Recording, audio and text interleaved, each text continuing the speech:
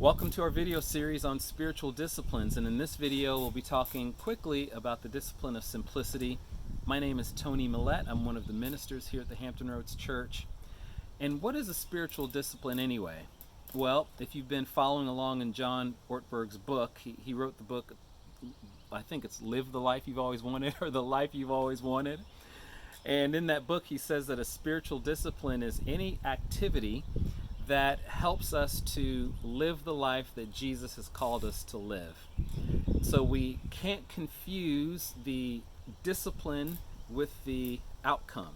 So let's just say, for instance, we all know God has called us to be humble, right? Humility is not the discipline.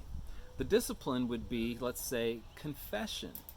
Because confession, as we confess and practice that discipline, then humility is produced within us. So, for example, we're talking about simplicity. And so Jesus says, love the Lord your God with all of your heart, soul, mind, and strength, and love your neighbor as yourself. So that will be our goal, to love God and to love people.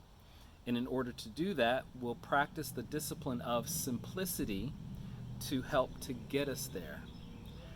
What is simplicity? Simplicity is simply making something plain, making something natural, or making something easy to understand.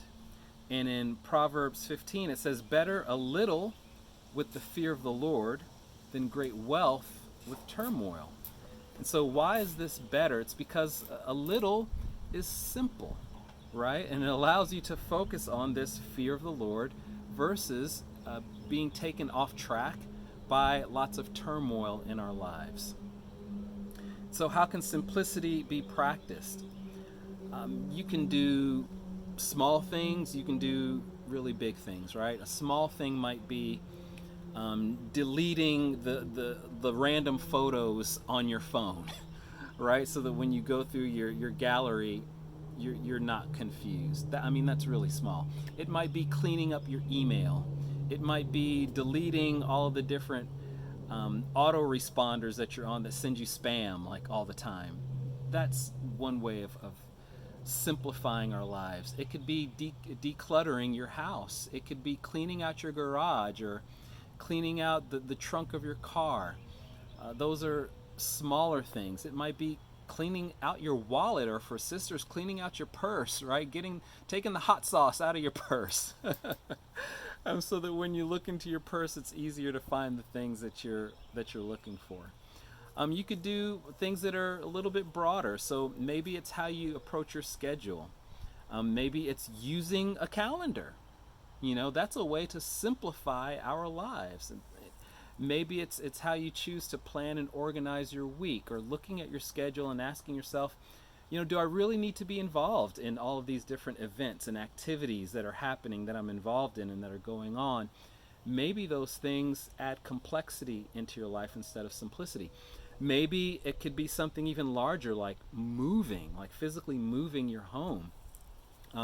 Maybe you have a long commute back and forth to work, and by the time you get home, you're frustrated because of all the traffic. Not only that, it's taken you a long time, and it takes time out of your day, and so it's harder for you to now emotionally connect with God because you don't have the time. And maybe it's harder for you to love the people in your house because you're frustrated because of traffic. So that's one way to simplify, right? To help us to get to the goal of loving God and loving our neighbors.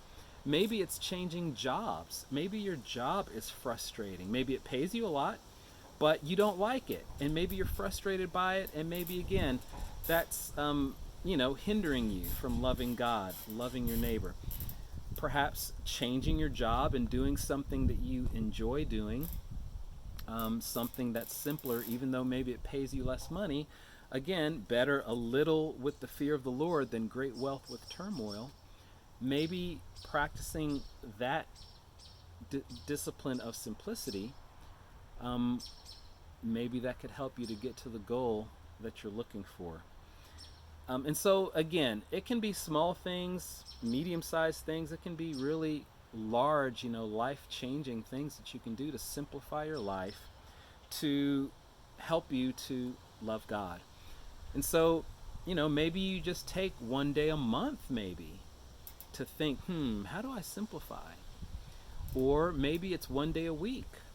Maybe you binge and you go for 7 days in a row. I'm just gonna just totally simplify my life, for a week.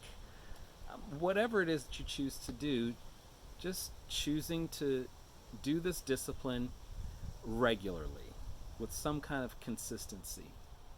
And as you do, just watch how it frees up your mind, watch how it alleviates the stress, and watch how it allows you to love the Lord your God with all of your heart, with all of your soul, with all of your mind, with all of your strength, and to love your neighbor as yourself.